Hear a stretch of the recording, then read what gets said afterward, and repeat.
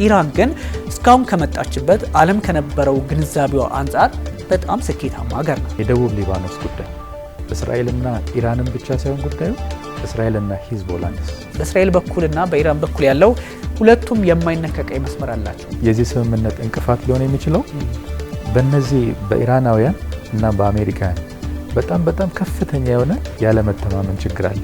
ድርድሩ እስራኤል ምን አገባት የሚል ከሆነ ግን ተመልሰው እነዚህ ሁለት ሀገራት ቴህራንና ቴልአቪቭ ውጥረት ውስጥ ይገባሉ። ይሄ ጦርነት የሚጎዳው አካላት እንዳሉ የሚጠቀሙ ደግሞ አሉ። ሆርሙዝ ሲጀመር ደግሞ ከጦርነቱ በፊት ወደ ነበረው ስታተሱ ይመለሳል ብላችሁ እንዳታስቡት በሚል መሐመድ ባጋይ ጋሊባፍ አስቀምጠዋል። እስራኤል ከሂዝቦላ ጋር በተደጋጋሚ የምንዋጋው የሰሜን እስራኤል ነዋሪዎች ህይወታቸው አደጋ ውስጥ ገብቷል በሚል ነው። ትልቁ የኒውክሌር ቦምብ ሆኖ ያገለገላት በዚህ ሰዓት ሆርሙዝ ነው። እስራኤሎች ምንድነው የሚሉት? ሂዝቦላ ትጥቅ መፍታት አለበት ነው የሚሉት።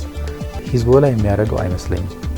ዋስትናችን ጋራንቲያችን ትጥቅ ነው ስለሚሉ እስራኤልና ኢራን ውጥረታቸው ሊቀጥል እንደሚችል ግልጽ ነው። ኢራን የዘጋችው ስትጠቃ፣ ኢራን ካልተጠቃች ኢኮኖሚያዊ የሴኩሪቲ ደህንነቷ ከተረጋገጠ ያን ወደ መዝጋት ላይሄዱ ይችላሉ።